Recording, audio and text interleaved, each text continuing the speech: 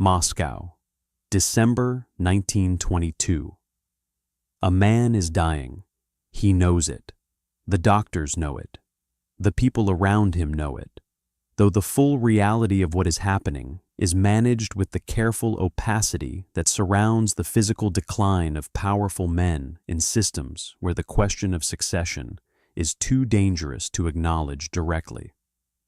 Vladimir Ilyich Ulyanov, known to history as Lenin, the founder of the Soviet state, the theorist and organizer of the Bolshevik Revolution, the man whose name will be attached to the ideology of the world's largest country for the next 7 decades, is 52 years old, and his body is failing him with the systematic thoroughness of a series of strokes that have damaged his brain, impaired his speech, weakened his right side, and are in the process of ending the most consequential political career in 20th century Russian history. But his mind is not yet gone. In the intervals between the episodes that leave him incapacitated, in the hours when his thinking is clear enough to dictate and to reason, he is still Lenin, still capable of the analytical precision that made him the most effective political thinker of his generation, still aware of the world around him and of the political situation of the state he created. And what he is thinking about in these final months of cognitive clarity is the future of everything he built. He is thinking about his successors, about the men who will lead the party and the state after he is gone, about the specific qualities of each of them that make them more or less suited to the role that history will require. And he is thinking with a specific and increasingly urgent anxiety about one man in particular. The man he is thinking about is Joseph Stalin. What Lenin dictates in these weeks and months, the letters and notes that collectively constitute what historians call Lenin's Testament, represents one of the most dramatic documents in the history of the Soviet state. It is a document in which the founder of the Soviet Union warns his successors about the man who will become the Soviet Union's most powerful and most destructive leader. It is a document in which the coming catastrophe is identified, named, and specifically cautioned against. And it is a document that was suppressed, hidden from the people it was meant to address, managed, and controlled, and prevented from having the effect that Lenin intended by the very men who should have read it and acted on it. This is the story of that document and of what happened because it was hidden. Vladimir Lenin suffered his first major stroke on May 25th, 1922.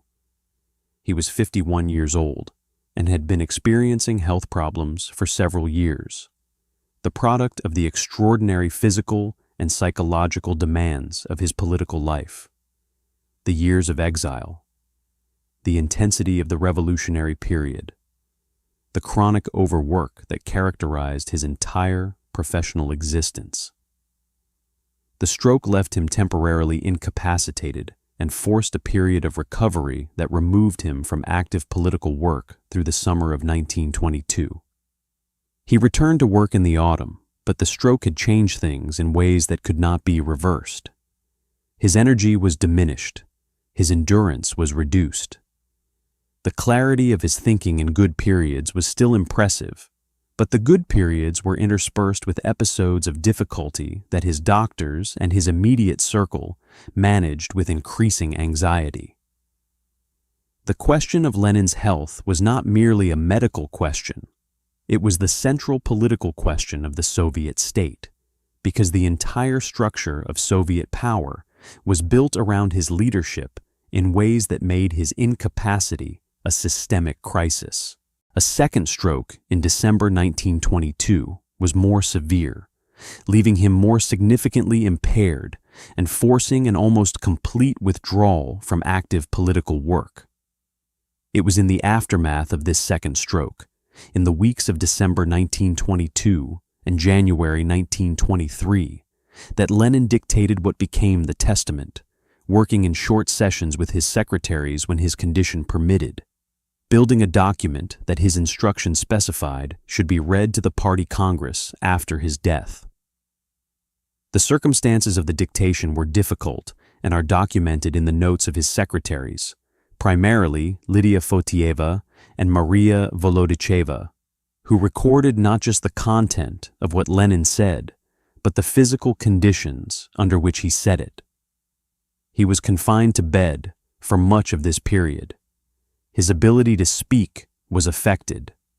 The dictation sessions were short, sometimes only a few minutes, and were conducted under medical supervision that limited both their frequency and their duration.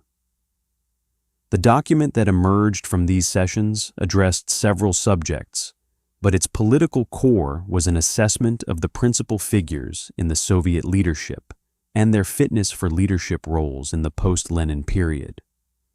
Lenin assessed Trotsky, Zinoviev, Kamenev, Bukharin, Pyatakov, and Stalin, identifying the qualities and the weaknesses of each with the analytical precision that was his characteristic intellectual mode.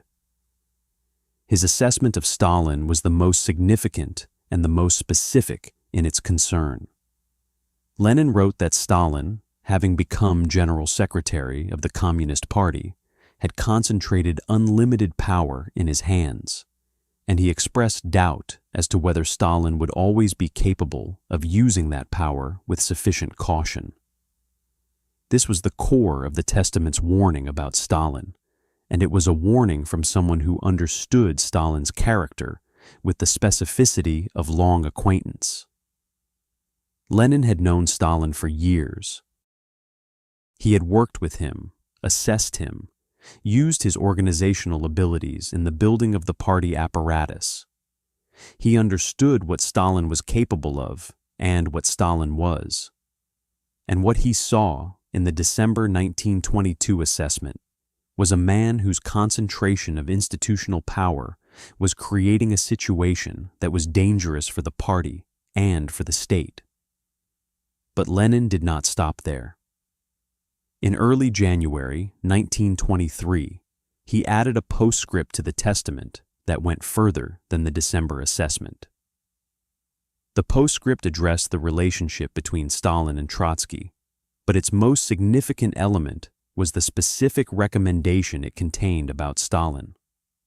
Lenin wrote that Stalin was too rude, that this fault, while tolerable in dealings among communists, was intolerable in someone holding the position of General Secretary.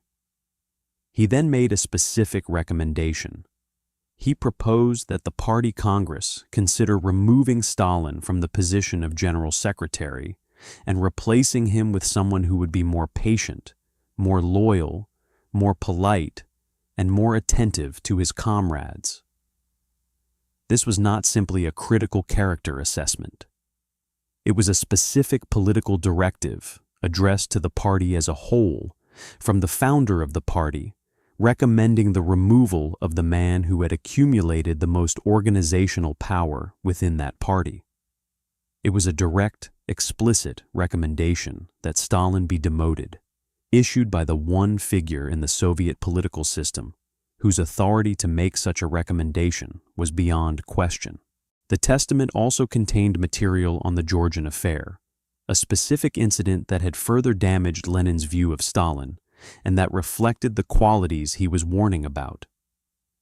Stalin had overseen the incorporation of Georgia into the Soviet Union in ways that Lenin considered excessively coercive, and an investigation into how this process had been handled revealed that Sergo Ordzhonikidze, a close associate of Stalin, had physically struck a Georgian communist official.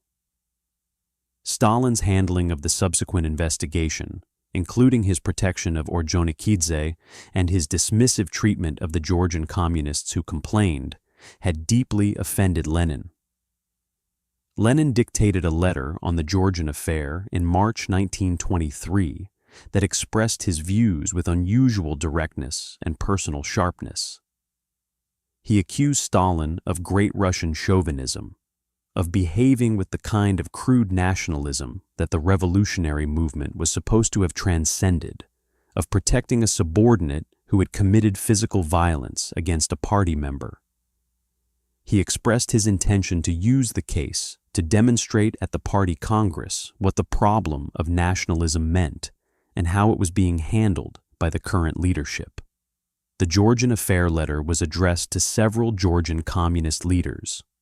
Its circulation was limited, and its contents were known to a small number of people, but its significance was clear to anyone who read it.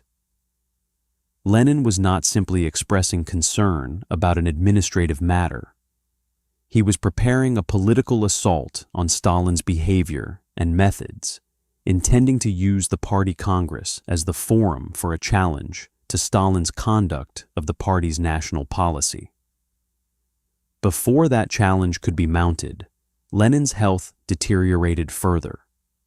A third stroke in March 1923 left him nearly completely incapacitated, depriving him of the ability to speak and to work. He survived in this condition for the remaining months of his life, but was no longer capable of the political activity that implementing his intentions would have required. He died on January 21st, 1924, without regaining the capacity to act on what he had written.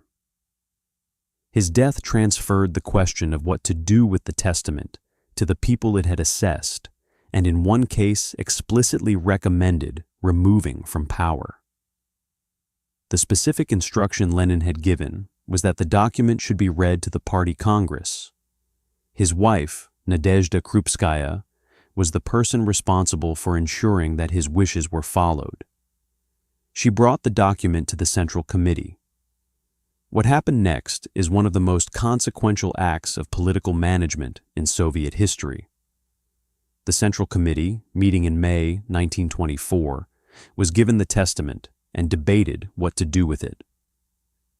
The debate occurred in the specific political context of the succession struggle that had already begun following Lenin's death, a context in which Zinoviev, Kamenev, and Stalin were aligned against Trotsky, and in which the testament's contents were politically explosive for multiple members of the current leadership, not just Stalin. The testament was critical of multiple figures. It described Zinoviev and Kamenev's October 1917 opposition to the insurrection as not accidental, a characterization that was damaging to both. It noted Trotsky's non-Bolshevik past and his excessive self-confidence. It described Bukharin as the most valuable and most major theorist of the party, but noted that his theoretical views could be classified as fully Marxist only with great reserve. None of the assessed figures emerged from the document without some form of critical observation. This created a political dynamic in which multiple senior figures had an interest in limiting the testament's circulation, not just Stalin. Zinoviev and Kamenev, who were at this point still aligned with Stalin against Trotsky, and who were themselves damaged by the document's references to their 1917 conduct, supported the decision to suppress it. Trotsky, who might have been expected to champion the testament's circulation given its criticism of Stalin, did not press the point with the energy that the circumstances might have warranted, a failure of political judgment that historians have analyzed extensively without reaching complete consensus on its motivations. The Central Committee's decision was to not read the testament to the full party congress as Lenin had instructed, but to read it to the delegation leaders in closed session, with the additional instruction that it was not to be copied or circulated further. The justification offered was that the document was too personal, too damaging to specific individuals, too likely to be used by the party's enemies if it became publicly known, to be handled in the way Lenin had specified. This decision was the central act of suppression. It converted Lenin's testament from a political document with operative force into a secret that was known to a limited circle, and that could be managed by the people it was most directly targeted against. Stalin was informed of its contents. He knew what it said about him, and the decision of the Central Committee meant that his removal from the General Secretaryship, which Lenin had specifically recommended, would not happen. Stalin's response to the knowledge of what the testament contained was characteristically controlled. At the Central Committee plenum where the document was discussed, he reportedly offered to resign his position as General Secretary, a gesture that had the formal character of compliance with Lenin's recommendation while being made in circumstances where the political dynamics guaranteed that the offer would be declined. Zinoviev and Kamenev supported Stalin's continuation in the role. The offer was declined. Stalin remained General Secretary. Krupskaya's efforts to ensure that Lenin's wishes were followed, that the testament was brought before the full party Congress in the way Lenin had specified, ran up against the unified resistance of the Central Committee majority and ultimately failed. She protested the suppression, communicated her view that the party Congress should hear the document, and was overruled. The man the document was most critically assessed, the man whose removal Lenin had specifically recommended, remained in the position from which he would eventually dominate the entire Soviet system. The testament's contents were not entirely unknown in party circles. It had been read to delegation leaders in closed session. Word of its existence and general contents circulated through the party's senior levels. Trotsky and others who opposed Stalin's consolidation of power were aware of what it said and used references to it in their political arguments. But it was not publicly available, not accessible to the broader party membership, not the operative political force that Lenin had intended it to be. The international dimension of the testament's suppression adds another layer to the historical record.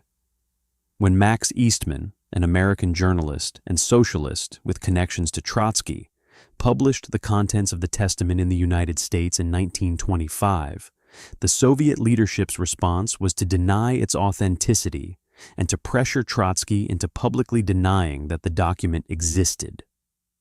Trotsky, in one of the most damaging political capitulations of his career, issued a statement characterizing Eastman's publication as a falsification, denying the existence of a document he knew to be genuine.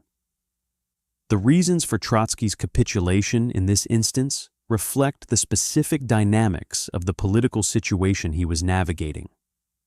He was in the midst of the succession struggle, attempting to maintain his position within the party while opposing Stalin's consolidation of power. Confirming the testament's existence and authenticity would have required a direct challenge to the Central Committee's decision to suppress it, a challenge that his current political position made difficult to sustain. His denial was a political calculation that preserved some tactical options in the short term while contributing to the suppression of the most powerful argument available against Stalin's position. The suppression of the testament was not absolute or complete. It was known in party circles. It was referenced in factional arguments.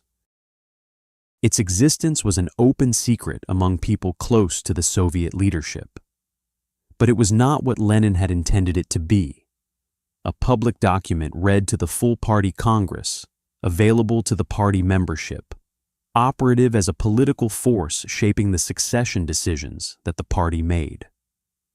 Lenin's death in January 1924 and the suppression of the testament that followed set the stage for the succession struggle that consumed Soviet politics for the following 3 years. Trotsky's defeat, Zinoviev and Kamenev's subsequent shift into opposition against Stalin, their alliance with Trotsky, and their ultimate defeat and submission, all of this occurred in a political environment from which the testament's potential influence had been removed by the decision of the Central Committee majority. The irony of the Zinoviev-Kamenev capitulation in suppressing the testament, and then finding themselves in opposition to Stalin and appealing to the same testament's authority when it was too late, is one of the darkest in Soviet political history.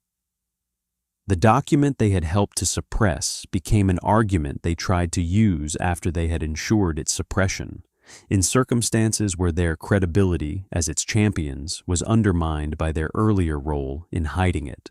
Stalin's consolidation of power through the party apparatus proceeded across the years following Lenin's death with the methodical thoroughness that the organizational base he had built as General Secretary made possible.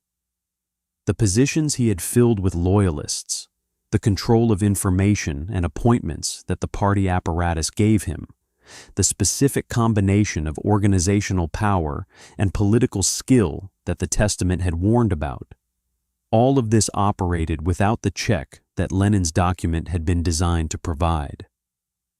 The consequences of ignoring Lenin's warning were not immediately visible. They accumulated across years and then revealed themselves in events of catastrophic scale. The Great Terror of 1937 and 1938, which killed hundreds of thousands of people, including virtually the entire generation of senior officials who had made the decisions about the testament in 1924, was the most dramatic demonstration of what the concentration of unlimited power in Stalin's hands actually produced. The military purge that preceded the Second World War and contributed to its catastrophic early years was another. The mass deaths of the collectivization famine were another. Lenin had warned about the concentration of power.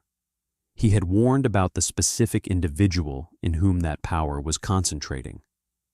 He had recommended a specific remedy: remove Stalin from the general secretaryship. The remedy was available. The warning had been issued by the one figure in the Soviet system whose authority to issue it was beyond question, and it was ignored, suppressed, managed into irrelevance by the political calculations of men who convinced themselves that the short-term political costs of acting on it outweighed the risks of ignoring it. The testament was first officially published in the Soviet Union in 1956, 32 years after Lenin's death, as part of Khrushchev's de-Stalinization program. Its publication, in the context of Khrushchev's secret speech acknowledging Stalin's crimes, was itself a political act, using Lenin's authority posthumously to delegitimize Stalin's legacy in ways that served the political purposes of the post-Stalin leadership. The 1956 publication confirmed what had been known and discussed in limited circles for decades: that Lenin had warned about Stalin, that the warning had been suppressed, and that the suppression had contributed to the political conditions that allowed Stalin's accumulation of absolute power.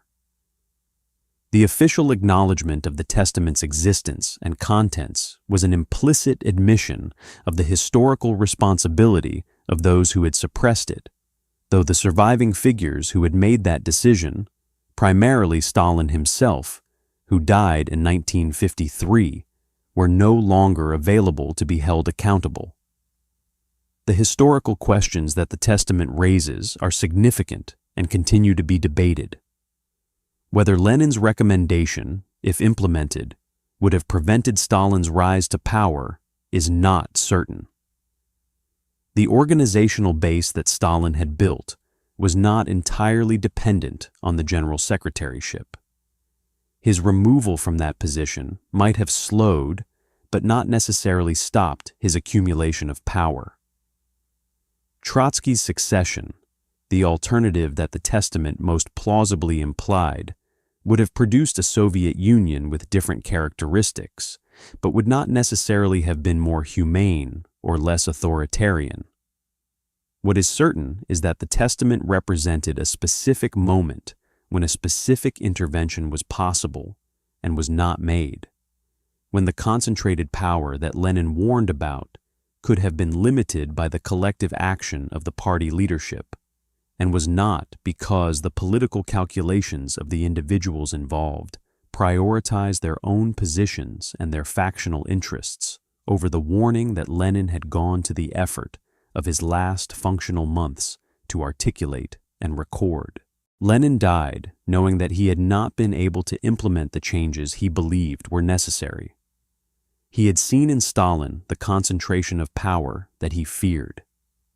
He had seen in the party's institutional development tendencies toward bureaucratization and the subordination of genuine political discussion to organizational management. He had tried, in the limited circumstances of his declining health, to produce a document that would address these tendencies after his death. The document existed, the warning was clear, the recommendation was specific, and the men who received it, including some who would later be consumed by exactly the consequences Lenin had warned about, decided that their immediate political interests were better served by suppressing it. The consequences of that decision shaped the Soviet Union for 3 decades, consumed tens of millions of lives, and produced a historical record of institutional violence and political catastrophe that stands as one of the most extensive in modern history. The letter was there. The warning was written. The recommendation was made by the one person whose authority to make it was unimpeachable. They hid it anyway. And the man Lenin warned them about went on to become exactly what Lenin said he would become, in a system that had had one specific moment when a specific person had said, clearly and in writing, that this was coming and that it could be stopped. That moment passed. The warning was buried. The rest is history in all the terrible weight that phrase carries when the history in question is the history of what happened next.